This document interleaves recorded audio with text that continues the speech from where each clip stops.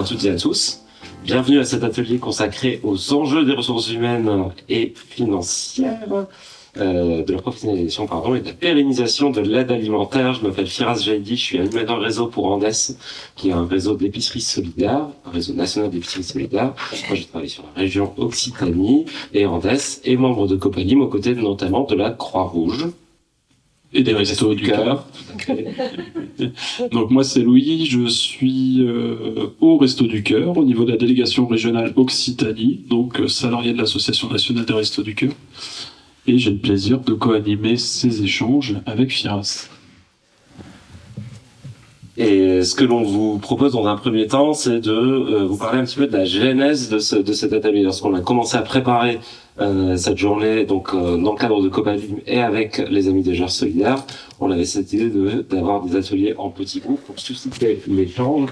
Et un des éléments qui est ressorti, une des problématiques communes à l'ensemble des structures d'aide alimentaire, c'est cette question de professionnalisation et de pérennisation.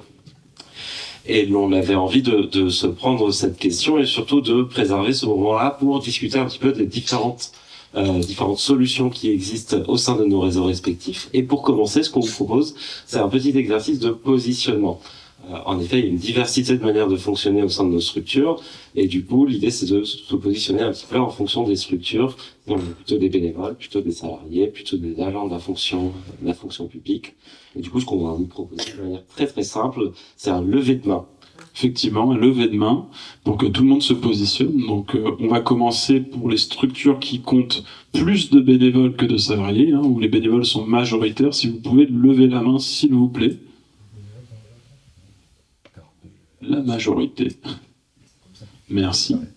Les structures où les salariés sont majoritaires, salariés en insertion compris. Merci. Et puis il y a les structures où il y a plus de fonctionnaires, d'agents de la fonction publique. Merci. Je ne sais pas si on peut tenter un classement. On avait plus de bénévoles, ça c'est certain. On avait plus de bénévoles. Je pense qu'on avait public, pas mal. Voilà, on a plus de fonctions publiques que de salariés autres en association.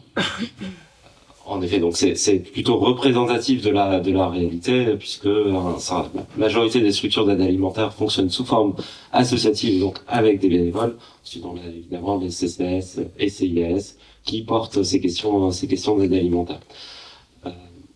Pour continuer nos échanges, pour entamer nos échanges, ce que l'on vous propose, c'est une première question de débat.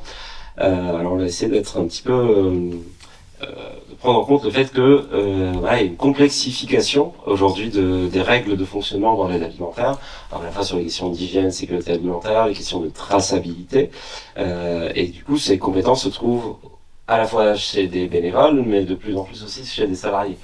Nos structures ont besoin de faire appel à des énergies salariées pour mettre en œuvre ces contraintes. Pardon.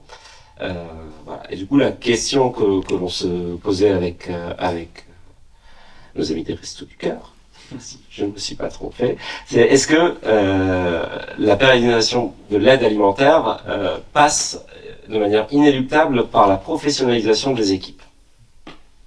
Du coup, ce que l'on vous propose, c'est un débat très très très simple et que prennent la parole celui ou celle qui le souhaite. N'hésitez pas à faire signe. Prend la parole effectivement celui qui le souhaite. L'idée, c'est vraiment un atelier participatif. On est là pour, animer ces échanges-là, mais le contenu viendra de vous. Donc on espère que même après le déjeuner, vous serez en mesure d'apporter du contenu. Donc effectivement, la question qui est celle de la pérennité de nos structures. Est-ce qu'aujourd'hui, la pérennisation de nos structures, le fait de pouvoir continuer notre activité, il passe nécessairement par le recrutement de salariés? Est-ce que le modèle bénévole, en fait, on l'a entendu, le modèle tout bénévole est dépassé face aux contraintes qu'on a actuellement? Voilà, c'est la première question qu'on vous soumet. Une fois pour commencer, donc Laurent du Secours Populaire. On peut professionnaliser sans être salarié. Je crois que là, vous mettez de suite une frontière. Est-ce qu'il faut former, professionnaliser les gens qui sont sur la solidarité alimentaire? Ouais, je pense que c'est nécessaire, on est tous conscients. Les règles évoluent, les contraintes évoluent, etc. Pour autant, est-ce qu'il y a besoin de salariés Et est-ce que avoir des salariés, c'est gage de compétence? Et je ne suis pas sûr. Moi, je crois qu'il ne faut pas opposer les choses. On peut avoir des bénévoles très professionnalisés et très compétents, et des salariés pas du tout professionnalisés et pas du tout compétents. Je crois que voilà. Donc, je crois qu'il y a une frontière là sur laquelle il faut faire attention. Je voudrais dire d'un côté que si on n'est pas salarié, on n'est pas compétent. Et ensuite, on peut faire appel à des ressources. Alors moi, j'en suis un. Je suis de ces ressources, c'est-à-dire que moi, je suis un mécénat de compétences. Un statut donc un peu particulier dans une association où il y a quasiment que des bénévoles. Et donc, on peut faire appel aussi, entre guillemets, je parle de ça en général, à des professionnels qui ne soient pas automatiquement des salariés de l'association, et donc qui ne coûtent rien en association, qui donc permettent de garder les peu de fonds dont dispose l'association pour faire autre chose que rémunérer des salariés. Merci. Il y a deux choses que je relève dans ce que tu dis. Effectivement, il y a la question du mécénat de compétences et d'autres formes, effectivement, pour aller rechercher de la ressource et des compétences clés dont on ne dispose pas forcément. Et puis tu poses la question de la compétence des bénévoles même. Je ne sais pas si ça appelle à des réactions sur ce que vous connaissez dans vos structures, sur le rôle des bénévoles dans vos structures. Moi, je te rejoins, Laurent. Je suis aussi au Secours Pop, mais en Lozère. Pour le coup, on a tout un système de formation, donc de professionnalisation, même si ça concerne des bénévoles. Mais en tout cas, c'est des gens qui ont des compétences très poussées sur la gestion des stocks, sur tout ce qui est normes d'hygiène. Voilà. Donc effectivement, il y a deux niveaux. Il y a le salariat. Et est-ce qu'on a aussi un rôle d'insertion par l'activité économique ou tout simplement d'accompagnement vers l'emploi? Ça peut être ça aussi. Il ne faut pas oublier que le secteur associatif est aussi un secteur employeur à part entière et assez important. De l'autre côté, il ne faut pas minimiser non plus le savoir-faire des bénévoles à travers la formation que nos structures diverses peuvent amener. Voilà. Pardon, tout à fait d'accord avec ce qui vient d'être dit. On ne peut pas supprimer les bénévoles. D'abord parce qu'il y a des gens qui ont envie. Ce serait dommage de leur faire perdre ses envies. Certes, les professionnaliser, oui. Leur donner de bonnes habitudes d'abord. Et puis ensuite du professionnalisme, oui. Quant à la question du salariat, elle pose un autre problème. C'est le problème du financier. Imaginons des structures qui reçoivent toutes les semaines 200 ou 300 familles, calculer le nombre de salariés nécessaires et calculer le budget derrière. Il faudra trouver le budget. On a déjà des difficultés à se procurer une partie de l'aide alimentaire qu'on est obligé d'acheter. Si en plus il faut payer une ribambelle de salariés pour remplacer les bénévoles, on ne tiendra pas le coup.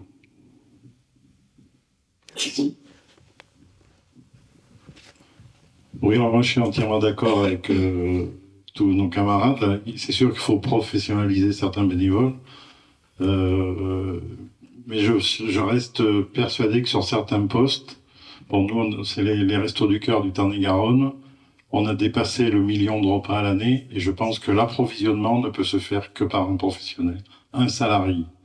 On ne peut pas demander à un bénévole de travailler 8 heures par jour, voire plus, et c'est quand même un métier. Alors, on ne pourra pas payer tous nos bénévoles. Hein. Tarn-et-Garonne, c'est à peu près 500 bénévoles, donc il est inimaginable de les salarier, et en plus, la majorité, comme mon voisin et moi, on demande rien, on est là, on est bénévoles, on le fait. Mais je pense qu'il y a certains postes, on ne pourra pas passer au travers. Merci. En effet, on touche un point intéressant. Du coup, la professionnalisation ne veut pas dire forcément l'emploi salarié. C'est un élément sur lequel on a voulu être un petit peu comment dire, taquin. Voilà. On a voulu être taquin en posant la question de cette manière-là, et du coup, on est très heureux d'avoir des réactions qui aillent dans le sens de nos convictions et des convictions des structures dans lesquelles que nous représentons. Et si j'entends bien, donc il y a cette question de voilà, professionnalisation ne veut pas dire passer forcément par l'emploi, peut être un bénévole et être professionnel dans ses postures. Il y a la question également de aujourd'hui de certaines structures du fait de leur organisation ne peuvent pas se passer de salariés sur certaines missions et en même temps reconnaître la force vive que représentent aujourd'hui les bénévoles dans nos associations respectives et que le fonctionnement aujourd'hui du monde associatif ne peut pas se faire sans cette manne de bénévoles qui contribuent au quotidien. Il y avait également des éléments intéressants sur aujourd'hui les associations sont pourvoyeuses d'emploi et elles ont les valeurs qu'elles portent et notamment elles ont cette capacité à réinsérer par l'emploi des personnes qui en sont éloignées. Peut-être des réactions par rapport à cette question des chantiers, des ateliers chantiers d'insertion. Je pense notamment à Aurélie de la Banque alimentaire. Sur l'insertion, Aurélie? Eh bien, nous, on a un chantier d'insertion avec 4 métiers, chauffeur, manutentionnaire, agent de saisie, agent d'entretien et préparateur de commandes. Ce sont donc 70 à 80 personnes qui passent par le dépôt chaque année, avec environ 70% de sorties positives, c'est-à-dire de personnes qui retournent dans l'emploi durable à l'issue de ce temps au dépôt. Et ça représente pour la BA de Toulouse 44 000 heures de travail en moyenne par an. Donc c'est vrai que ça porte vraiment les fonctions logistiques tous les jours pour garantir que tous nos partenaires reçoivent bien leurs commandes, qu'on effectue bien toutes les ramasses. Voilà, ça nous aide énormément. Il y a des bénévoles, il y a des services civiques, il y a des mécénats de compétences, il y a une équipe salariée en CDI pour encadrer le chantier aussi. Mais c'est vrai que nous, ça nous permet d'être en logistique très réactif. Merci. Oui, Christiane. Oui, Christiane des Restos du Cœur. Alors c'est vrai qu'au niveau des Restos du Cœur aussi, nous on est très sensibles au fait de pouvoir réinsérer des personnes qui sont en grande difficulté. Et c'est par l'intermédiaire des chantiers d'insertion justement que l'on peut le faire. Donc on a des chantiers d'insertion cuisine, logistique, jardin, voilà. Et c'est vrai que ça fait partie aussi pleinement de notre mission, puisque bon, certes on fait de la distribution alimentaire, c'est une chose, mais à côté aussi notre mission c'est de pouvoir réinsérer des gens. Et comme disait Aurélie, c'est vrai que lorsque l'on a la possibilité d'avoir des sorties positives avec des résultats à 70%, c'est une belle réussite. Mais voilà, ça fait partie aussi de nos missions et ça, il faut continuer à le faire. Ça, c'est indispensable pour moi. Et je veux rejoindre Patrick des Restos du Cœur aussi tout à l'heure qui disait qu'il y a certains postes où il fallait avoir des salariés. Effectivement, bon, les Restos du Cœur sont connus quand même pour avoir le moins de salariés possible, mais il y a des postes particulièrement sensibles où, par exemple, vous avez un comptable. Bon, il faut quand même, c'est un métier aussi, hein, voilà, donc c'est important aussi d'avoir certains postes salariés. Mais bien entendu, on tient à garder le côté bénévolat qui est voilà, qui fait partie de notre âme, disons. Voilà. Merci. Pour compléter sur cette question des chantiers, des ateliers chantiers d'insertion, vous faire part simplement d'une expérience qui est intéressante et qui sort un peu de l'ordinaire, qui est l'expérience du CIAS de Hoche, qui porte un chantier d'insertion, un atelier chantier d'insertion. Donc je suis Maureen Fabre, je suis chef de service au CIAS du Grand Hoche. Et effectivement, nous on a un dispositif alimentaire assez varié, puisqu'on a des colis réguliers, des colis d'urgence et également une épicerie sociale, sur laquelle du coup on a 2 chantiers d'insertion comme agents de magasinage et qui au quotidien nous aident effectivement énormément et sans lesquels avec les moyens actuels ce serait très compliqué. De tourner, voilà, parce qu'on a quand même une file active assez haute, on a beaucoup de foyers, autant sur les colis que sur l'épicerie, surtout en ce moment, et on voit que ça diminue pas, donc c'est vrai que ces chantiers nous aident beaucoup au quotidien. Merci. Je vais revenir sur les compétences. Certes, les salariés sont petits. Nous sommes une petite épicerie de campagne, si je peux employer cette expression, qui n'a une file active que de 130 familles. 3 salariés. Au fil des années, ça fait 14 ans qu'on existe, au fil des années, les salariés ont tous ou toutes été des personnes qui étaient en recherche d'emploi. Donc on a joué notre rôle, sans être une entreprise d'insertion, on a joué notre rôle de créateur d'emploi. La responsable de l'épicerie qui s'occupe du fonctionnement global de l'épicerie est quelqu'un qui est là depuis 10 ans et qui s'est formé petit à petit dans l'épicerie. Mais il y a aussi des bénévoles qui peuvent être extrêmement compétents. Moi, j'ai la chance d'avoir, en tant que président, je considère que j'ai la chance d'avoir une trésorière qui est une ancienne comptable de la banque. Seulement, il a fallu que je la trouve. Et le jour où je l'ai découverte, j'ai fait en sorte qu'elle nous rejoigne. Et c'est surtout, je fais en sorte tous les jours qu'elle reste. Parce que parmi les bénévoles, il peut y avoir des gens extrêmement compétents. On a deux personnes qui sont des anciennes assistantes sociales, qui font de l'accompagnement des bénéficiaires, aussi bien que si j'avais 3 CESF en permanence. Ce qui n'est pas le cas. J'en ai qu'une. Merci. Ça, deuxième question. Je regarde le temps même. Attends. Moi, je regarde pas le temps. Du coup, c'est bien qu'un mot le fasse. Peut-être pendant que tu... effectivement, sur cette question-là aussi du financement des postes, on a parlé des chantiers d'insertion. C'est des activités où les postes salariés sont financés.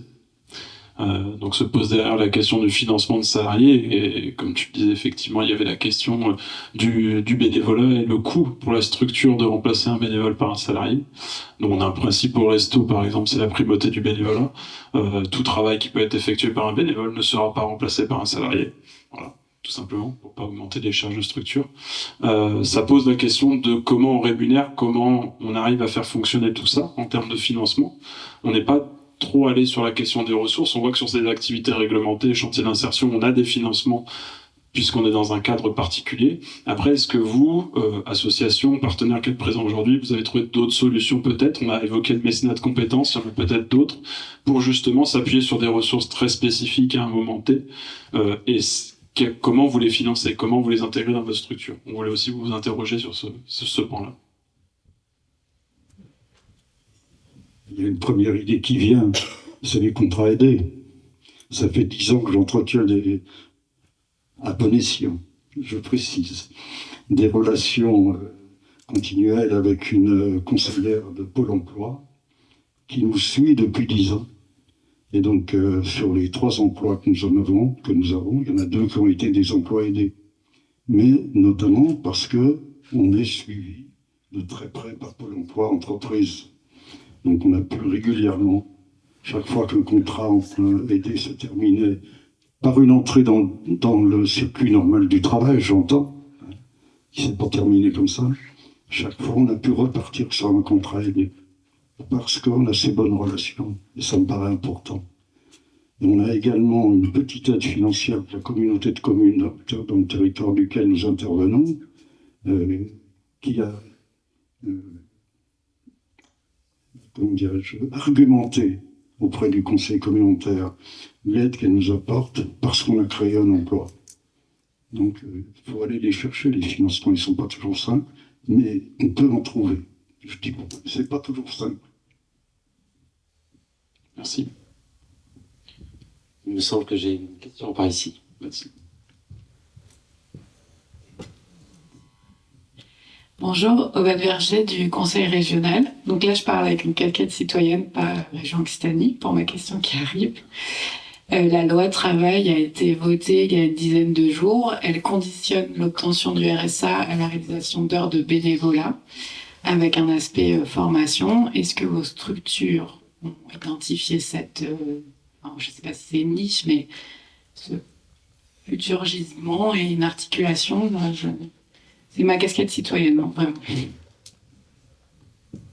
Merci. Je peux répondre. Giras. Je vais rester tranquille sur cette question. Benjamin du Secours populaire. Je vais juste vous donner le positionnement du Secours populaire français quant à cette décision du gouvernement d'obliger les gens à travailler gratuitement 15 heures par semaine pour avoir le RSA. Nous, en tout cas, il est sûr et certain que dès le départ, on s'est positionné sur le fait qu'on ne prendrait pas et on ne participerait pas à cela. Voilà, donc nous, en tout cas, au Secours populaire, la position, elle est très très claire. Merci. D'autres réactions par rapport au conditionnement du RSA? Est-ce qu'il y a d'autres réseaux associatifs qui ont des positions par rapport à cet élément? On est entre nous. Alors officiellement, effectivement, oui, nous on s'est positionné aussi plutôt contre, avec pour les mêmes raisons que le Secours populaire d'ailleurs, effectivement, puisqu'on conditionne l'accès au RSA en fait à des heures de travail qui ne sont pas rémunérées, on sort d'un cadre de travail classique. Donc après, ça pose la question au-delà de ça de quel emploi dans les associations. Ça peut être une question, je me permets pour la question de quel emploi on veut dans nos associations aussi. On a parlé des chantiers d'insertion qui sont un modèle, qui peuvent être un modèle vertueux aussi. On a évoqué la question du mécénat de compétences, on a évoqué la question des contrats aidés, donc comment les associations sont elles aussi employeurs et contribuent elles aussi à tout un pan de l'économie de notre société. Donc il y a cette question-là effectivement, et puis il y avait une réaction là-bas par rapport à ça au RSA. C'est bon?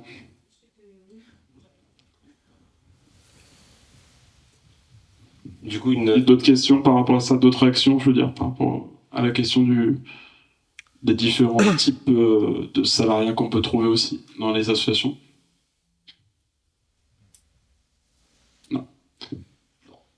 Deuxième question. On a bien fait de préparer des questions. Si le papier est dans le bon sens. Et du coup, on se posait la question en préparant ce temps-là avec lui de qu'est-ce que la professionnalisation. On l'a un petit peu abordé sur la question de un bénévole peut aussi être professionnel. Professionnalisation n'est pas forcément égale à emploi salarié. Et du coup, la question c'est qu'est-ce que ça implique réellement. Et du coup, pour la puissance publique qui est évitée par le bénévolat. C'est-à-dire aujourd'hui, est-ce que notre obligation, en tout cas notre souhait d'accompagner les bénévoles, il ne passe pas également par la mise en place de ressources, de compétences que l'on peut trouver via le mécénat de compétences notamment, mais aussi auprès de salariés dans nos structures. C'est le cas notamment des chantiers d'insertion où il y a des salariés qui accompagnent les salariés en insertion. Voilà. En tout cas, aujourd'hui, on se dit, voilà, former des bénévoles, ça implique aussi une infrastructure à nos niveaux, infrastructure que l'on retrouve en propre au sein des structures ou au sein de réseaux, pour ma part, pour Andes, le réseau met à disposition l'infrastructure pour accompagner les bénévoles. Voilà, c'est un peu la question que l'on souhaitait vous poser. Juste déjà dire qu'il existe des choses, parce que moi, quand je suis arrivé au Secours Pop, sur tout ce qui est les droits, l'accès aux droits, etc., là, on n'a pas de professionnels. Même chez les médecins, on n'a pas de professionnels. Chez les infirmiers, on n'a pas de professionnels. C'est que des bénévoles. Pour autant, ils ont des compétences, parce qu'ils sont médecins ou ils sont infirmiers. Et sur l'accès aux droits, par exemple, la Banque de France fait des formations gratuites qui sont ouvertes régulièrement. Moi, j'ai participé, donc il y a déjà des choses qui existent.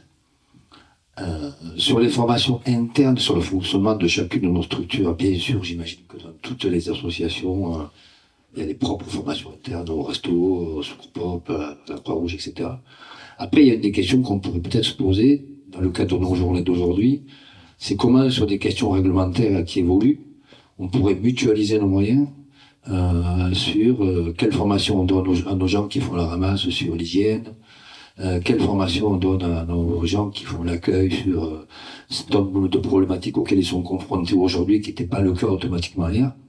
Donc là, ouais, on pourrait peut-être se dire, adressons-nous au pouvoir public pour qu'ils nous mettent à disposition des outils et des formations ouvertes aux associations, des formations qui seraient ouvertes à l'ensemble des milieux associatifs sur toutes ces questions-là. Là, il y a un trou dans la raquette, il me semble, aujourd'hui. Il y a peut-être quelque chose à travailler là-dessus qu'on pourrait faire ensemble, puisque c'est un peu le but des journées d'aujourd'hui.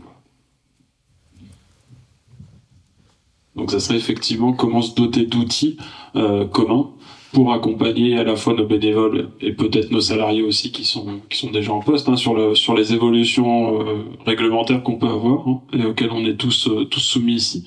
Et c'était l'un des points de départ de cet atelier. C'est vraiment la complexification aussi des normes auxquelles on fait face. sur ces normes-là, on avait évoqué, tu évoques l'hygiène, la sécurité alimentaire, on a évoqué les appros tout à l'heure, on a effleuré ce matin la question aussi du mode de financement même, parce qu'en fait, quand on est sur une réponse à appel à projet, bah, ça demande des compétences de répondre à un appel à projet, donc nos associations ne sont pas forcément outillées pour même aller demander les financements pour soutenir leur activité. Donc effectivement, ce que tu poses, c'est comment, en commun, on pourrait se doter d'outils pour former, accompagner nos équipes à répondre à ces problématiques de plus en plus techniques. Quand on change de législation sur les règles sanitaires, il devrait y avoir obligation de former les associations gratuitement là-dessus. La Banque de France, quand elle fait une formation sur l'endettement, quand elle fait une formation sur les prêts, quand elle fait une formation sur le... C'est gratuit, toutes les associations peuvent y aller. Là, pourquoi on ne sait pas sur l'alternative? Des réactions par rapport à ça, Aurélie? Ouais.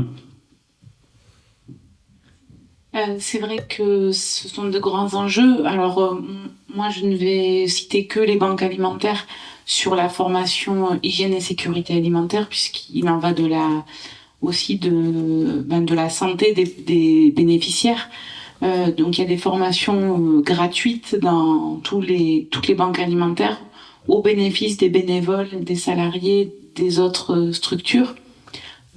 Je pense que ça, c'est des choses qui peuvent être ouvertes et mutualisées à l'ensemble des partenaires autour de l'aide alimentaire, puisque c'est déjà en place. Après, c'est vrai qu'il y a sur la professionnalisation et la législation, tout ce qui va être, par exemple, je prends le permis poids lourd ou former un cariste, il faut vraiment être dans des formations diplômantes et validées, puisque les risques pour et l'association et les personnes qui vont être autour sont trop importants pour l'éluder.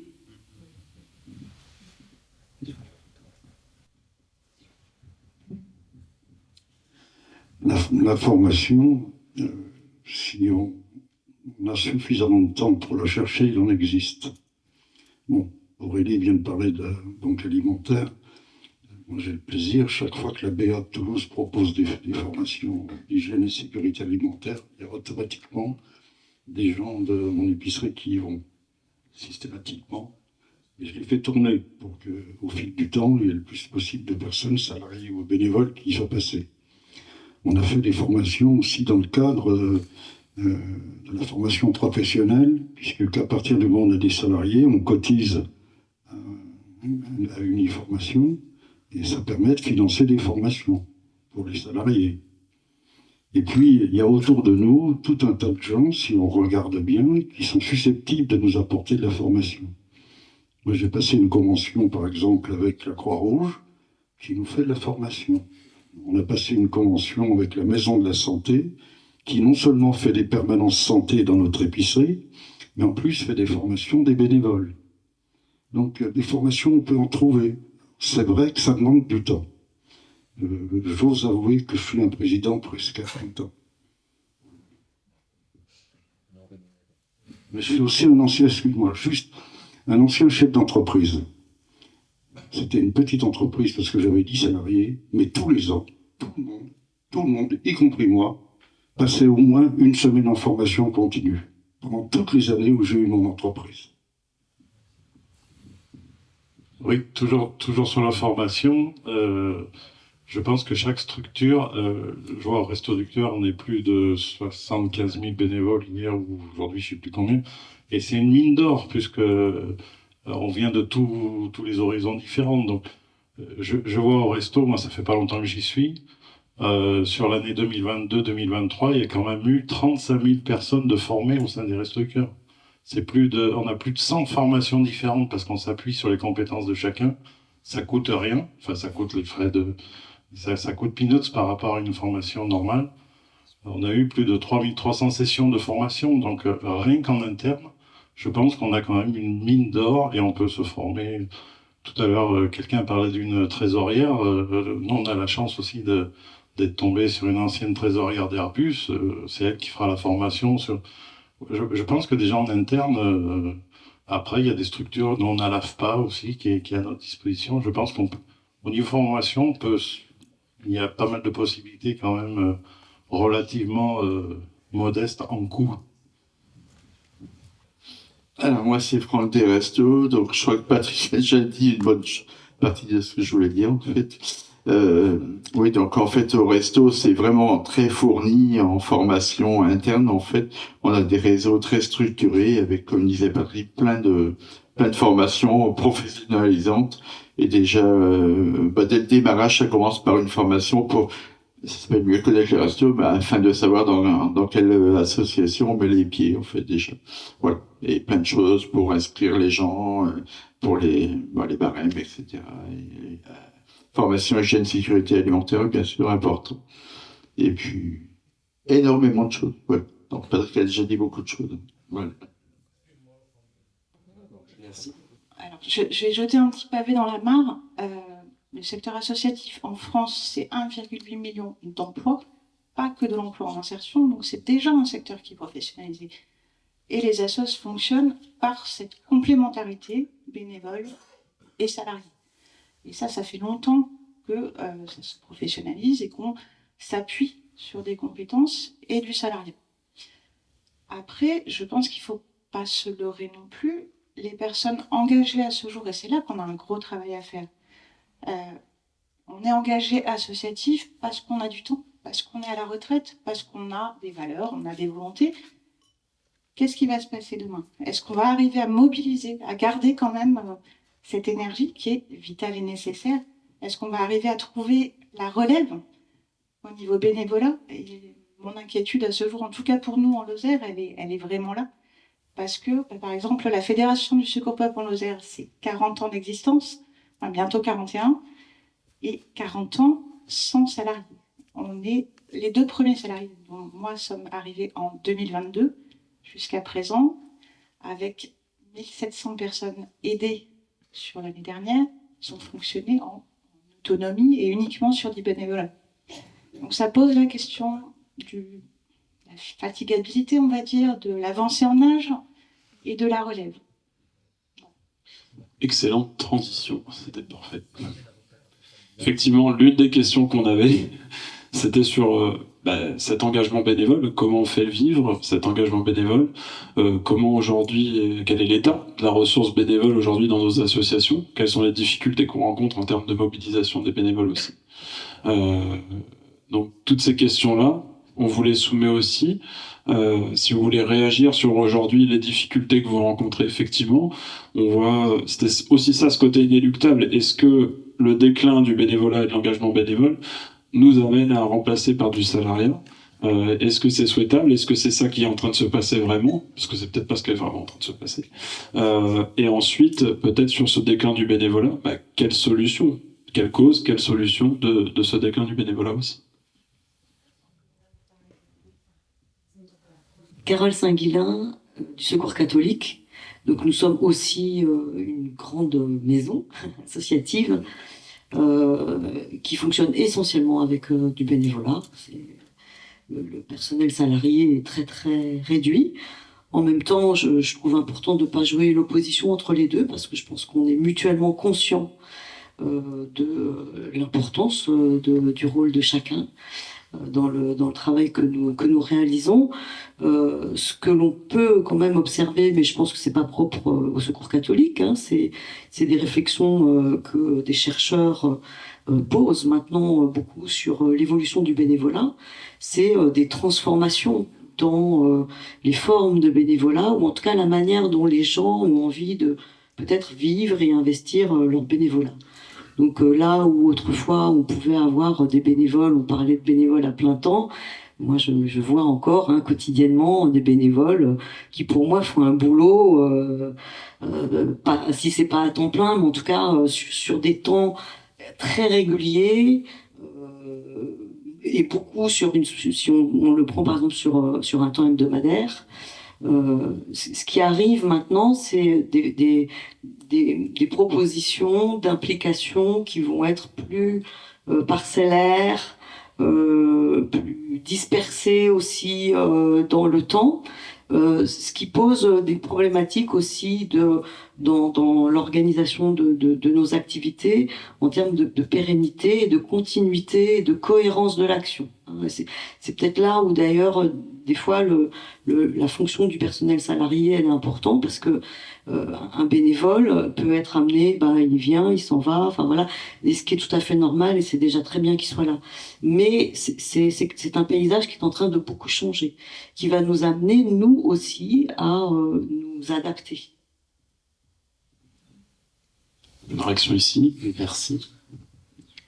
Alors du coup, moi, je suis Céline Cresson, je suis responsable du CCS dans une épicerie solidaire aussi, sociale, du coup, à Cugnot.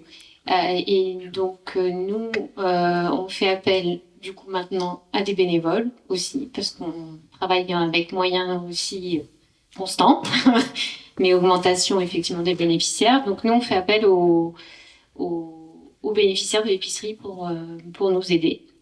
Après, l'épicerie, elle s'est implantée depuis 2 ans dans une maison avec d'autres associations de l'aide alimentaire. Et effectivement, je pense que chacun s'y retrouve et on est dans un soutien et une mutualisation collective aussi sur des actions, sur du bénévolat, sur des moyens. Là, on va faire une collecte alimentaire tous ensemble. Enfin voilà, on est vraiment sur de la mutualisation.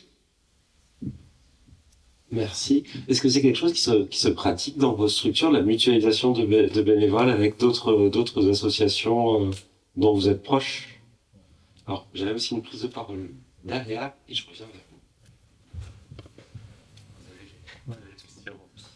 vous. Oui, moi, c'est pas sur la mutualisation sur laquelle je voulais intervenir.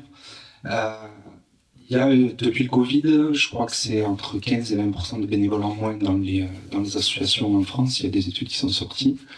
Par ailleurs, nous, Secours Populaire, ça a été l'inverse. On est passé de 80 à 92 000 bénévoles au niveau national.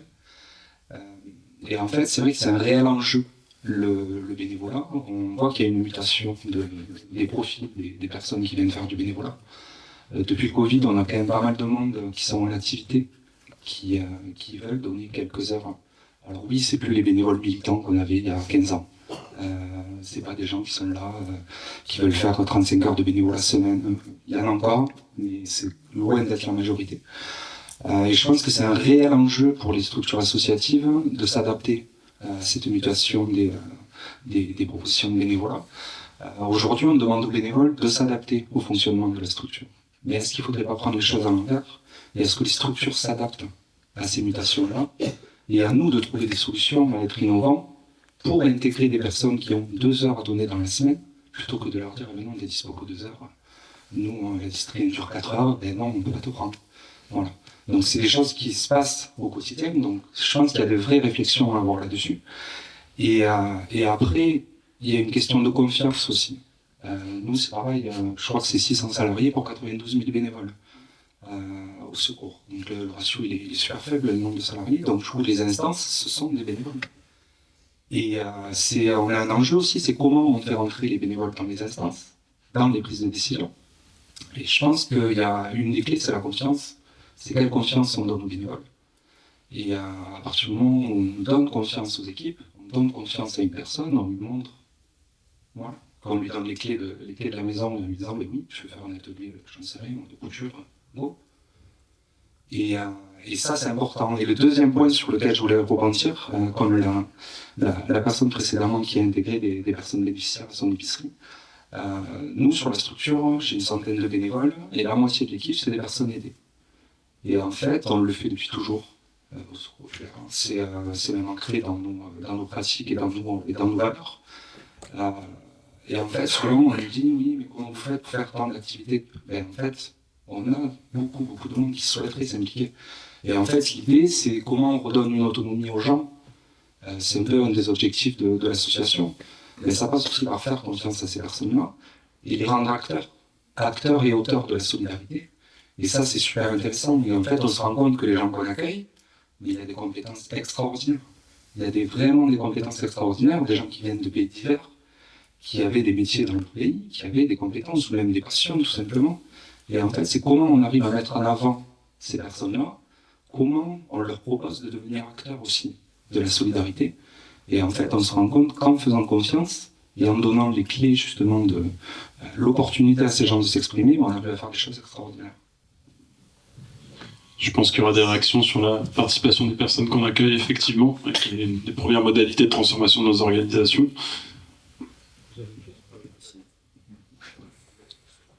Oui, je voulais aller dans le sens de ce qui vient d'être dit, effectivement. Il faut que les associations, elles s'adaptent et elles évoluent avec les nouvelles organisations. Alors c'est vrai, il y a l'histoire de pouvoir intégrer les accueillis en tant que bénévoles. Bon, au Resto du Cœur, c'est quelque chose qui avait du mal à se faire pendant longtemps. Maintenant, c'est rentré dans les mœurs, si on peut dire. Et on s'aperçoit effectivement que ces personnes-là, non seulement elles peuvent nous apporter beaucoup, mais le fait de les accepter en tant que bénévoles, pour elles, c'est énorme. Ça fait partie justement de leur reconstruction. Ça, c'est une chose. Tout à l'heure aussi, le monsieur avant moi disait il faut peut-être, jusqu'à présent, on avait tendance à demander aux bénévoles de s'adapter au fonctionnement des associations. Il faut peut-être que les associations s'adaptent aux nouveaux bénévoles. Et par exemple, je vois au niveau des Restos du Cœur, le bénévolat le samedi ou le dimanche, c'était exceptionnel. On s'est aperçu qu'il y avait de plus en plus de bénévoles salariés qui, hélas, ne pouvaient pas venir en semaine, mais qui, voilà, étaient demandeurs de venir aider. Donc, de plus en plus, on a des activités, des centres qui sont ouverts le samedi, le soir après 17h, 17h30. Voilà, on s'adapte effectivement pour pouvoir avoir les bénévoles qu'il faut.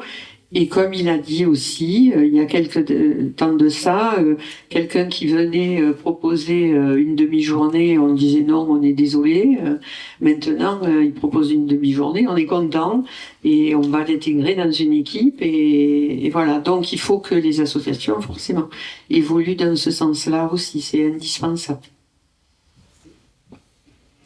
Oui, alors moi c'est un peu complémentaire avec ce qu'a dit Christiane. C'est vrai qu'on a tendance à attendre les bénévoles, on va les chercher, mais je trouve qu'il y aurait d'autres voies. Par exemple, à Montauban, il y a un an, on a eu l'idée de faire une soirée préparation de commandes avec des lycéens, des collégiens. On a fait ça le lundi soir de 17h à 20h. Le premier soir, j'en avais 4. En fin d'année, j'en avais entre 25 et 30. Et quand je fermais pendant les vacances scolaires, je me faisais engueuler en disant « Patrick, pourquoi tu fermes? Nous, on est là. » Donc, est-ce qu'on peut pas envisager de faire passer des messages au sein de l'éducation nationale? Je sais pas, un cours parce que là aussi, il y a la ressource. Et c'était... moi, c'était mon rayon de soleil de la semaine, quoi. Parce que, comme disait un autre président... moi, je suis pas à plein temps, je suis à mi-temps au Resto du Cœur, je suis 12 heures par jour. Donc, le lundi soir, pour moi, c'était mon petit coup. Je pense qu'il y a des... Et c'est vrai que, comme dit Christiane, je pense que nous, on a perdu beaucoup de bénévoles, parce que le gars qui dit « je veux venir le samedi », ben on lui dit « désolé, mais nous, le samedi, on n'est pas ouvert ». Donc, on commence sur le Tarn-et-Garonne, on a un centre qui ouvre le samedi matin, ça marche énormément, bien sûr. Ça marche côté bénévole et côté personnes accueillies aussi. Mais je pense qu'il y a peut-être des endroits où on pourrait se faire aider. Alors, je parlais de l'éducation nationale, mais il y a peut-être d'autres...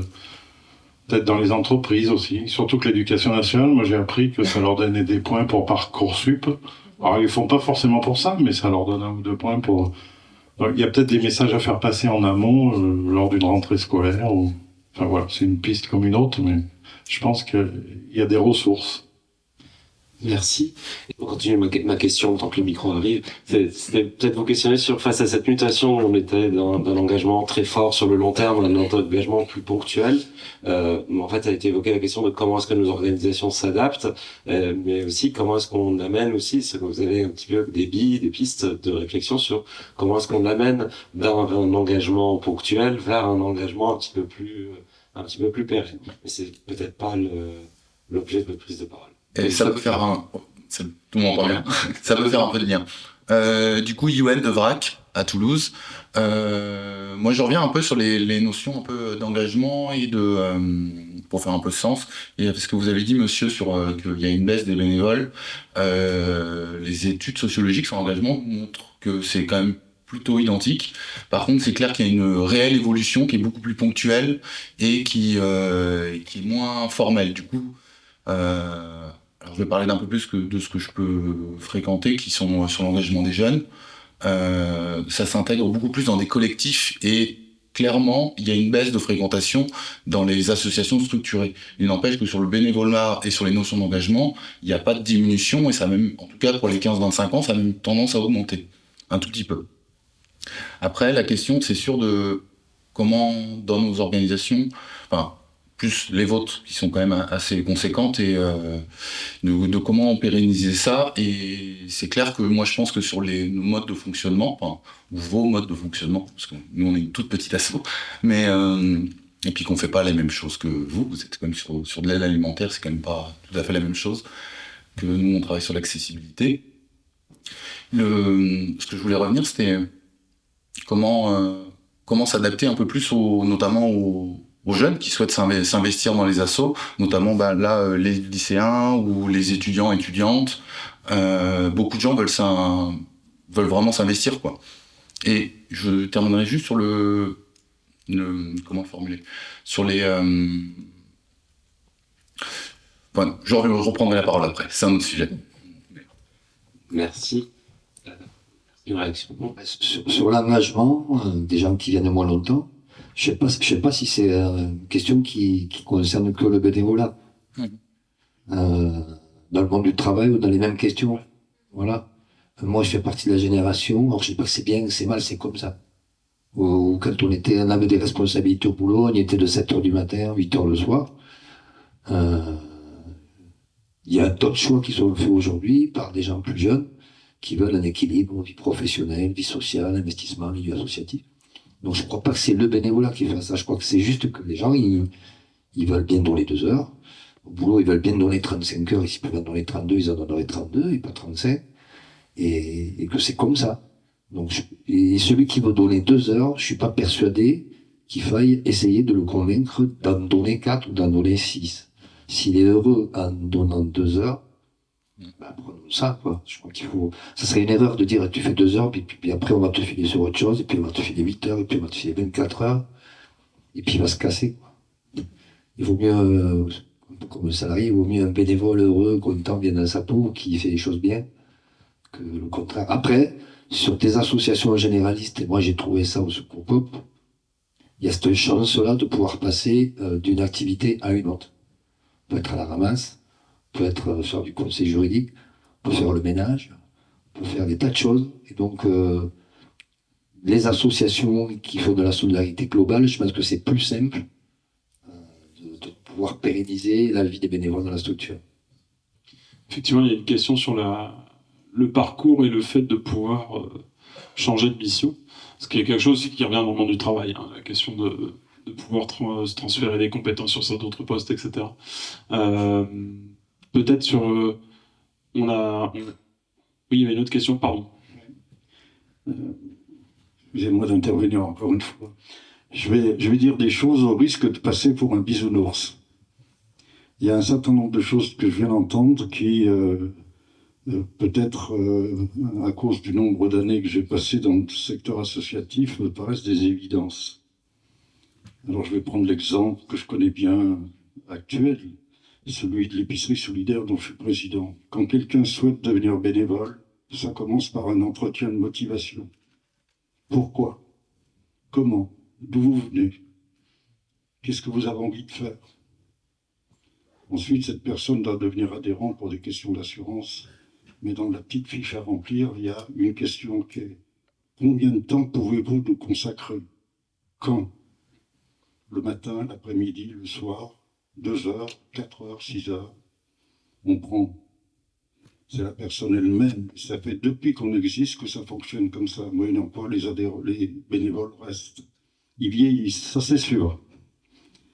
Et ceux qu'on a perdus jusqu'à présent, c'est soit des personnes qui, à cause de l'âge, ont été obligées de s'arrêter, soit à cause de décès. Mais j'ai encore cette semaine reçu 4 personnes qui souhaitent devenir bénévoles. Coup de chance, des jeunes retraités. à peine 60 ans. Vous imaginez, c'est extraordinaire. Mais qui amènent avec eux 2 jeunes qui ont 25 ans, des enfants. Ils ont entraîné avec eux. Ça va en faire 6 d'un seul coup. Et les 2 jeunes, c'est clair, ils font des études, ils n'ont pas beaucoup de temps. Leur priorité, c'est de réussir leurs examens. Je ne vais pas leur demander d'être là pendant 8 heures par semaine. S'ils viennent 1 heure, ça me suffit. Parce que dans cette heure, ils feront quelque chose de solidaire. Et c'est ça qui les anime. Je crois que c'est ce qu'il faut garder. Et puis après, les bénévoles, quand on les a, il faut les choyer. Alors, je pense que ça se fait ailleurs, mais on a régulièrement des réunions de nos bénévoles. On fait le point, donne la parole, discute, critique, y compris le président, quand de temps en temps le président pousse un coup de gueule, parce que ça arrive. Et puis on fait des repas ensemble. Alors, en général, au moins 2 fois par an, quand on fait une réunion des bénévoles, ça se termine par un casse-croûte. Et on a des bénéficiaires qu'on a accompagnés dans la création de leur entreprise de cuisine. Et ben c'est ces bénéficiaires qui nous font le casse-croûte. Et on les paye. C'est normal. Et tout ça fait qu'il y a un certain plaisir à être bénévole. Quand on est bénévole, on se fait plaisir, bien sûr, il ne faut pas se le cacher. Ouais, je fais quelque chose de bien, je fais ma BA quotidienne, etc., etc. Mais en même temps, si dans ce que je fais, quand je suis dans l'association, quand je suis à l'épicerie, je me fais plaisir en faisant ce que je fais, c'est encore mieux. C'est la même question que celle du plaisir au travail. La base de l'engagement bénévole aussi, c'est le plaisir qu'on y trouve, le plaisir de se retrouver en équipe, et on sait que c'est des choses qui sont importantes dans nos structures, ces temps conviviaux justement de partage avec les personnes accueillies, entre bénévoles, avec les salariés aussi quand il y en a. Donc ce sont des choses très importantes effectivement qu'on met en place dans nos structures et qui permettent de maintenir cet engagement bénévole aussi. Bonjour tout le monde, je suis Jen, je suis bénévole à Mosaïque, à Gaillac. Et je viens du Canada. Et chez nous, on a une expression pour nous aider à concevoir les types de bénévoles. Alors, il y a soit des personnes qui courent des marathons, et ça, c'est la personne qui va venir 35 heures par semaine, et aussi la personne qui va venir une heure par semaine. C'est quelqu'un qui s'engage sur le long terme, quoi que ça soit beaucoup d'heures ou peu d'heures. Il y a aussi la personne qui court le 100 mètres. Et ça, c'est une chose que je trouve que les associations, ils n'ont pas cette optique-là. Et c'est vraiment une groupe de personnes qu'on peut intégrer nos associations. Alors, c'est penser à est-ce qu'il y a des événements où on a besoin des bénévoles. Et c'est pour une soirée, c'est pour une semaine. C'est vraiment court terme et ça marche très, très, très bien. Alors, c'est une autre façon de regarder les bénévoles.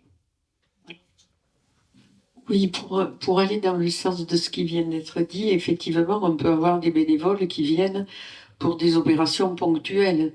Sur un jour, nous, au Resto du Cœur, on appelle ça les bénévoles d'un jour, et qui viennent nous aider pour la collecte, pour les paquets cadeaux, voilà, pour des opérations très ponctuelles. Et c'est vrai que là, par contre, on fait souvent intervenir des étudiants.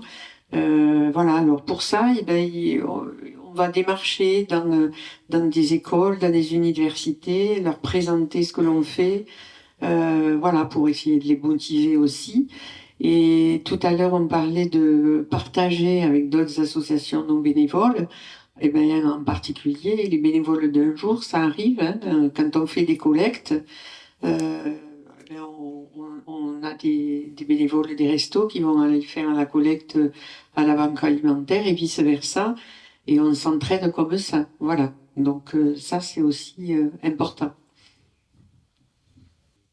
Oui.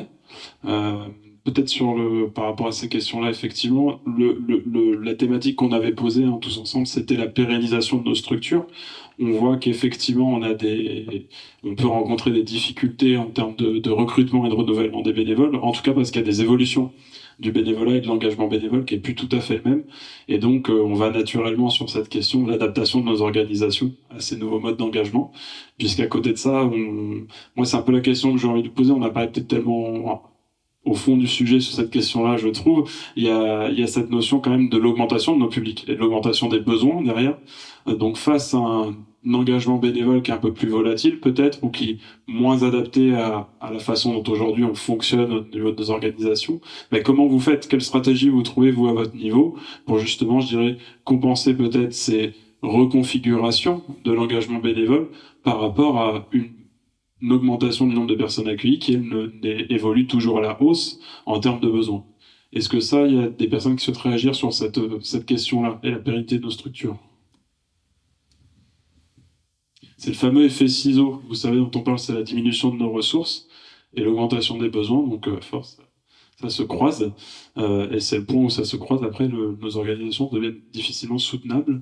Donc quelle stratégie vous avez mis en place, vous, pour peut-être compenser et peut-être qu'il n'y en a pas, hein, peut-être que tout va bien au niveau des bénévoles, qu'on a les moyens aujourd'hui, salariés, logistiques, bénévoles, d'assurer nos missions, peut-être des craintes aussi sur l'avenir, des questionnements sur la réorganisation.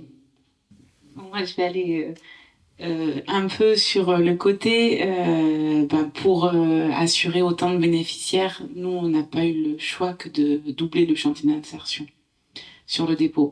Alors, c'est vrai que c'est toujours difficile de trouver le juste milieu entre la part salariée et bénévole, et que c'est quelque chose qu'on doit réfléchir tout le temps.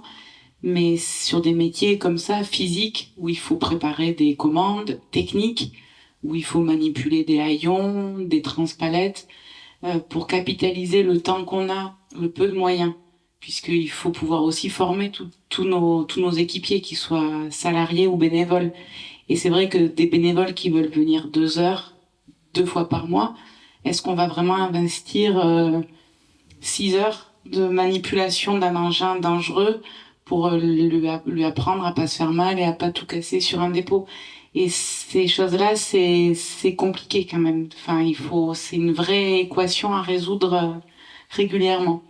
Donc, nous, on est passé par plus d'agréments en chantier d'insertion qu'on a pu avoir sur des métiers, voilà, qui restent des métiers techniques. C'est pas des métiers d'accompagnement de bénéficiaires, et c'est peut-être pas complètement la même chose. Mais c'est une question qu'on se pose tout le temps sur le temps de formation, le temps qu'on va donner aux uns ou aux autres pour aller plus vite, parce que malgré tout, on doit faire plus et plus vite. Et ça, c'est mathématique, c'est presque pas discutable. Bonjour, Altair Bami, responsable d'une épicerie locale Lepso à Montpellier. Je réagis parce que j'entends qu'il y a beaucoup de gros groupes qui ont énormément de bénévoles. Nous, effectivement, à l'échelle locale, on a une trentaine de bénévoles pour 7 salariés. Et en fait, on est confronté à ça, justement, à cette évolution où en fait, nos bénévoles, même si on voit qu'ils sont très utiles et qu'on a besoin d'eux pour faire fonctionner la structure, eh bien, ça nous est arrivé que nos bénévoles nous disent juste le matin en fait, je viens pas. Et en fait, on n'a personne pour faire la ramasse à la banque alimentaire. Et on peut pas non plus leur imposer parce que c'est du bénévolat. Et que même là, la législation en termes de bénévolat, de tout ce qui est rétribution par des colis alimentaires, des choses qu'on leur donne, ou alors le fait d'aller les chercher, et ça a aussi des limites, parce que ça peut être revalorisé en CDI à un certain montant et à un certain niveau. Donc en fait, on a dû du coup engager un de nos bénévoles d'ailleurs qui venait 18 heures par semaine sans rien demander pour être le responsable logistique. Et sans lui, en fait, on pourrait pas faire de ramasse à la banque alimentaire parce qu'on n'aurait pas de chauffeur. Et ça nous a posé du coup cette question-là aussi dans l'épicerie. On a besoin de bénévoles pour la faire tourner. Sauf que à un moment donné, quand un bénévole dit je pars parce que mon enfant va pas bien, il était prévu pour l'après-midi, et on doit déranger ou on doit faire arrêter un entretien pour une inscription à l'épicerie de notre salarié qui est sur l'administratif pour qu'elle aille faire la caisse. Et c'est là où on voit la limite en fait aussi du bénévolat. On peut pas être que sur du salariat parce que aussi on parlait des finances, mais on se rend compte que peut-être qu'il y a des trajectoires d'investissement qui vont être peut-être plus ciblées. Et là on voit par exemple d'avoir un responsable bénévole, mais quelqu'un qui est dédié comme on disait, la fidélisation du bénévole. Et ça ne part pas que du fait de lui demander plus ou le professionnaliser, mais comme on disait, prendre soin d'avoir un espace de pause adapté, de se souvenir de leur anniversaire, des choses comme ça. Donc avoir peut-être un salarié qui soit dédié à ça, c'est peut-être plus important que d'avoir peut-être un salarié en logistique ou autre chose. Là aussi, en termes de communication, alors j'entends encore une fois qu'il y a des gros groupes. Nous, on a une page Facebook et un Instagram pour pouvoir être visible. Et les gens, en fait, depuis 10 ans, tous nos bénévoles sont nos bénéficiaires. On a très peu de bénévoles qui viennent de l'extérieur parce que pour se faire connaître, c'est la notoriété. Ou alors, il faut avoir des gens qui parlent de nous, la vie de la ville. Et effectivement, on s'est dit que peut-être investir dans un poste communication pour dynamiser le site internet, pour faire des actions, pour aller être dans des forums, pour pas rater les endroits où justement être placé pour pouvoir parler de nous et qu'il y ait d'autres bénévoles extérieurs et pas que de nos bénéficiaires. Et c'est peut-être un investissement pertinent justement pour la pérennisation de notre structure. Donc, effectivement, il y a la question de la place des salariés. Que font les salariés en fait? Est-ce qu'ils viennent vraiment, je dirais, dans l'action qui est faite, ou est-ce qu'ils viennent plutôt pour apporter une plus-value dans le cadre du travail bénévole qui est fait derrière, effectivement. Nous, dans le modèle resto, par exemple, les salariés, et je pense que c'est pareil pour les BA, nous, nos salariés, pas salariés en insertion, sont vraiment là pour gérer la partie back-office, donc tout ce qui va être justement la communication, tout ce qui va être compta, etc., gestion de projet, et puis après, les bénévoles vont vraiment être sur des missions très opérationnelles en local, ou alors sur des missions de gouvernance et de direction. Donc, on a vraiment, en fait, cette séparation des deux univers, donc c'est la question de la place de la ressource salariée et quel profil on recrute, qui est effectivement crucial pour toutes les structures, quelle que soit la taille. Là, on le voit bien avec votre témoignage. Et il y a quelque chose que vous avez évoqué, c'est la question de la rétribution. On n'en a pas parlé sur l'engagement, on a parlé de la convivialité, effectivement, qui est une forme de rétribution d'engagement bénévole. Nous, c'était une question qu'on voulait vous poser aussi aujourd'hui. Comment vous, en quelque sorte, récompensez vos bénévoles pour un petit témoignage, nous, par rapport au resto, une question qu'on se pose beaucoup et on se la pose avec les grandes têtes de réseau, je pense au Secours Pop aussi. Il y a une rétribution qui existe, qui est fiscale. Il y a une défiscalisation sur les frais qui sont engagés dans un engagement bénévole. Et puis, à la limite de ça, c'est quand on n'est pas imposé, par exemple. Et on perd des bénévoles aujourd'hui parce qu'ils sont pauvres, tout simplement. Ils ne payent pas d'impôts et donc leur engagement leur coûte de l'argent. Donc ça, c'est une réalité aussi que connaissent nos structures aujourd'hui. Voilà, je voulais voir si vous vouliez échanger de ça, et puis plus largement de la rétribution du bénévolat. Alors, j'allais parler de la rétribution fiscale, mais tu l'as fait. C'est vrai que chaque année, je signe un certain nombre de certificats d'éducation fixables sur les frais de déplacement engagés par nos bénévoles, d'autant qu'ils viennent d'un peu partout dans le territoire des 32 communes qu'on arrose. Et les quelques-uns dont je sais par un petit entretien individuel entre quatre yeux que je suis pas imposable, donc ça ne me sert à rien, mais dans l'année, il y a quelques pleins de carburant qui sont offerts par l'épicerie. Et puis une fois par an, on fait un repas. En plus du repas que j'évoquais tout à l'heure, mais il y a un repas qui est fait, qui est offert par la sauce. On a une petite caisse noire, comme ça, qu'on met de côté, des petites économies. La caisse de café, on met 20 centimes quand on y pense, on la collectionne. Et puis, voilà. Et puis dans certains cas, tant pis, la BA est là, elle va me tirer les oreilles, mais ça fait rien. Dans certains cas, sur certains produits qu'on a en grande quantité, on dit à certains bénévoles dont on sait que c'est les moins fortunés, il y a tel produit que tu peux prendre en ce moment au prix du bénéficiaire. Ils ne sont pas bénéficiaires, ils ne peuvent pas le devenir, mais ils profitent quand même de ça à l'occasion. Voilà. Et puis, une chose qui est importante, c'est de passer beaucoup de temps avec eux. Moi, dans le temps que j'évoquais tout à l'heure, je passe beaucoup de temps avec les bénévoles pour des questions qui n'ont rien à voir avec l'épicerie. Ce sont des questions de santé, de famille, etc. Ouais. D'autres réactions par rapport à ça? Ça concerne effectivement aussi notre capacité à intégrer des personnes accueillies, tout simplement, dans nos structures. C'est aussi difficile de le faire parce qu'on a des missions qui aujourd'hui demandent d'engager des frais et que quand on ne paye pas d'impôts, engage les frais en tant que bénévole. Donc ça, c'est aussi des questions qui me semblent pertinentes en termes de qui participe à nos structures, qui fait vivre le projet associatif. Absolument, et même si la participation des premiers concernés est un vœu pieux que nous sommes nombreuses et nombreux à partager, au-delà de nos difficultés à mobiliser des bénévoles, etc., juste le souhait de faire participer les personnes que l'on accueille, c'est quelque chose qui se fait sur un temps long. Alors, certaines de nos structures qui ont plus d'expérience dans ça que d'autres, mais nous y venons toutes et tous. Ça a été évoqué tout à l'heure. Et il y avait aussi la question qui a été très rapidement abordée sur la question de la confiance et laisser les clés de la maison. Et de se dire aujourd'hui, dans nos structures, sommes-nous capables, toutes et tous, de dire, ben voilà, je laisse les clés de la maison très facilement à la personne qui souhaite s'engager, qui souhaite proposer quelque chose. Et en fait, ça pose la question de, aujourd'hui, qui s'engage dans nos structures. Il y a des personnes qui sont plus la possibilité de le faire que d'autres, et comment on crée les conditions pour que toutes et tous, toutes les personnes qui souhaitent s'engager puissent le faire. Il nous reste quelques minutes. Je ne sais pas s'il n'y a pas de réaction sur ce sujet en particulier, c'est possible. S'il y a d'autres sujets qui vous manquent, ou en tout cas des choses que vous souhaitez trouver en venant à cet atelier que vous n'avez pas encore trouvé, c'est le moment de le dire. Alors, on n'a pas de solution miracle pour la pérennisation, vous l'avez compris, hein, on n'arrive pas avec des réponses toutes faites. Donc justement, c'était l'objet de ces échanges-là, hein, c'était de voir un peu les stratégies que chacun met en place pour pérenniser nos structures malgré les contraintes qui sont les nôtres. Et je ne sais pas si tu te sens le courage de tenter une synthèse de cette petite heure. On va faire une synthèse, oui, mais il y a peut-être d'autres réactions. Oui, Urban. Désolée, je vais être le caillou dans la chaussure, mais c'est tout. La démarche derrière.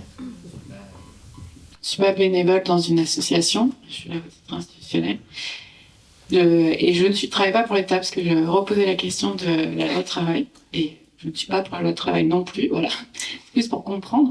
S'il y a des bénéficiaires qui sont bénévoles dans vos associations et qui sont bénéficiaires du RSA, vous allez leur dire non pour valoriser ça si la loi travail leur impose.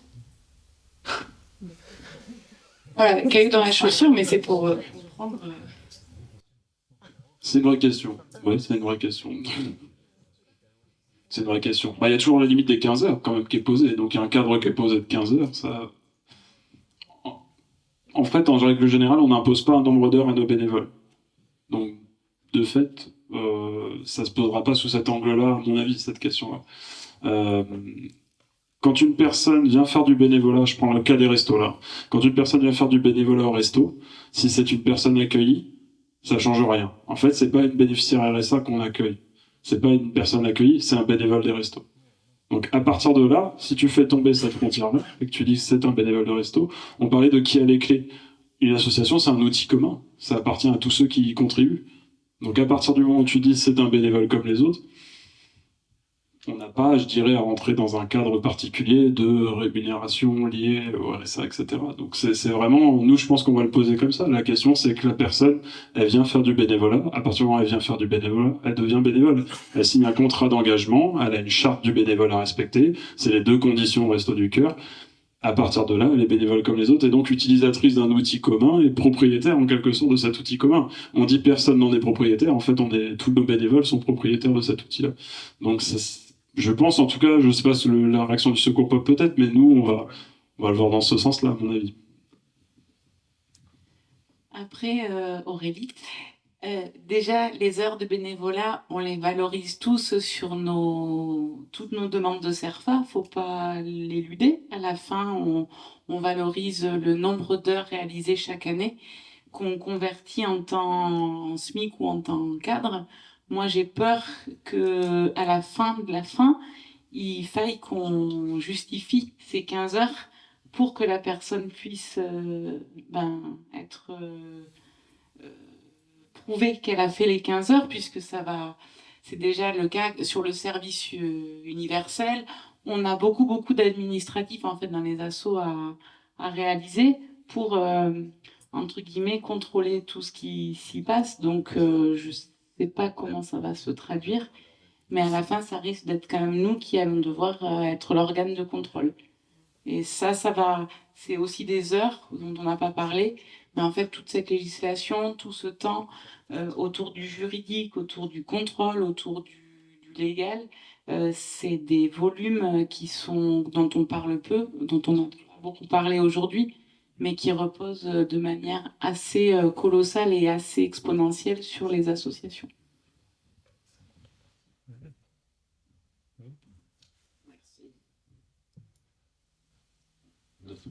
Sur la question du bénévolat, on valorise tous, on valorise pas tous au même niveau. Il y a des écarts aussi. Au resto, on a fait le choix de valoriser que au SMIC. On reconnaît pas des cadres, par exemple. Donc voilà, on a tous des modèles un peu différents aussi là-dessus. Donc ce qui est pas, quand on prend le volume global en France, il n'est pas forcément représentatif de l'emploi réel qui est exercé. Nonobstant tout débat sur la valeur qu'on donne au travail qui est réalisé derrière, mais effectivement, c'est la question de la valorisation, elle est essentielle, et tu le dis très bien, Aurélie, ça va nous rentrer dedans sur ces questions-là, forcément. Oui, sur la question des 15 heures par rapport au RSA, alors moi je ne me vois pas du tout, mais alors vraiment pas du tout, en train de dire à un de nos accueillis ou bénéficiaires que j'ai en face de nous qui est au RSA, tu sais, en plus, pour être accueilli à l'épicerie, ben, tu vas te taper 15 heures à l'épicerie. Ça, c'est hors de question pour moi. C'est pas mon rôle. Je suis pas là pour ça. Et l'épicerie, elle n'est pas là pour ça. Donc ça, c'est clair.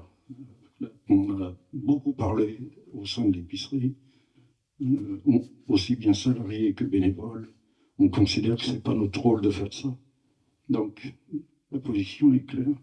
Quant à la question de la confiance, je reviens dessus, c'est clair qu'elle est essentielle.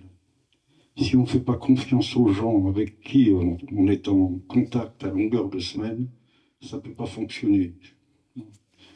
Moi, il y a une carte bancaire à l'épicerie. Il y a une salariée qui est habilitée à s'en servir. Il y a 2 bénévoles qui sont habilités à s'en servir. Moi, je ne m'en sers pas spécialement. C'est eux qui sont responsables de la carte bancaire. On a des bénéficiaires qui nous demandent « Vous m'avez aidé, quand est-ce que je peux vous aider ?» Eh bien, tu peux venir à tel moment, tel moment, tel moment. On attend qu'ils viennent, on ne va pas les chercher. On ne va pas les chercher en tant que futurs bénévoles. On attend qu'ils aient la démarche. Parce que ça nous paraît important aussi qu'à un moment donné, ils aient cette démarche de retour. Mais on a aussi des bénéficiaires. Et puis chaque fois qu'on peut, qu'on a accompagné un bénéficiaire pour créer son entreprise, on essaye de faire fonctionner son entreprise. Ça, c'est important pour eux parce que c'est leur avenir. Merci. Par rapport à cette obligation de 15 heures, quelles que soient nos valeurs, notre posture en tant que structure, quelle réponse on va pouvoir apporter aux bénévoles qui est au RSA? C'est un peu ce que Aubin posait comme question, j'imagine. Et là, on est dans une impasse quelque part. Parce que autant on peut avoir nos valeurs et notre position face à cette loi travail, autant au quotidien, comment on va pouvoir dire non, on ne peut pas cautionner ça, alors que la personne risque d'y perdre finalement son revenu ou d'être en difficulté. Donc c'est très ambigu finalement, et cette loi nous met, nous, associations, en difficulté. Ça pose un autre problème, c'est-à-dire que est-ce qu'on va nous orienter par des prescripteurs, des personnes bénéficiaires de ça, pour ces fameuses 15 heures qui seraient là à tort, à raison, par choix, par défaut, par dépit. Voilà, comment on va pouvoir gérer tout ça. Merci. J'ai peut-être raté une marche, mais est-ce que les 15 heures d'obligation de ce travail, qui n'est pas un vrai travail, mais quand même, etc., elles sont obligatoires dans une association, elles peuvent se faire dans des structures de l'économie classique? Tout type de... D'accord. Donc on pourrait se dire peut-être que ça se fasse dans nos assos, c'est un moindre mal que de se faire exploiter dans des structures de l'économie classique. Effectivement, on aurait cette question à traiter aussi. Mais ça fera l'objet d'un autre atelier lors d'une conférence. Non, je plaisante, mais on pourrait programmer ça. Donc peut-être une synthèse. Donc le thème de l'atelier, je commence, tu me complètes, Firas. Le thème de l'atelier, effectivement, c'est la question de la pérennisation de nos structures dans un univers de plus en plus complexe, à la fois en termes de normes à respecter. Donc là, on pense évidemment à l'alimentaire, mais pas que, aussi à la complexification des problématiques des publics. Ça, on l'a pas évoqué aussi, mais ça peut être ça. L'accompagnement, il est peut-être aussi plus complexe qu'il ne le fut avant. Et donc, comment nos structures s'adaptent face à ça, avec peut-être des évolutions au niveau de l'organisation, on a parlé, avec la question épineuse de l'équilibre entre la ressource bénévole qui peut être compétente et la ressource salariée qui peut être incompétente, on le note aussi. Et puis d'autres modes aussi de recours à des ressources humaines, hein, que ça soit le message de compétences, on a évoqué les contrats aidés, ça peut être le service civique, ça peut être plein de choses, le service national universel, voilà. Il y a plein de choses, on n'a pas évoqué ces sujets-là, mais ça fera l'objet d'un autre atelier. Et puis donc on voit en fait surtout que nos structures se posent des questions qui sont assez similaires finalement. On a des questions qui nous reviennent à tous sur la façon justement de modifier, faire évoluer nos organisations pour intégrer d'autres formes d'engagement, de nouvelles formes d'engagement dont on a évoqué, hein, sur le bénévolat, les transformations du bénévolat actuellement. Et puis en parallèle de ça aussi, une évolution du salariat, on l'a aussi évoqué, sur la façon de se positionner dans son travail, etc. On est un peu un laboratoire, encore une fois, les associations, de ces évolutions qu'il peut y avoir au niveau de la société, et je trouve ça très intéressant. Tout à fait. Excellent. Et puis il y avait cette question également. Enfin cette question.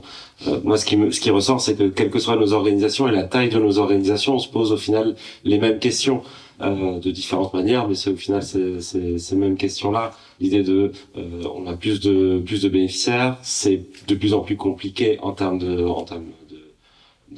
réglementation, de législation. On a des contraintes qui sont de plus en plus complexes. Comment on y répond?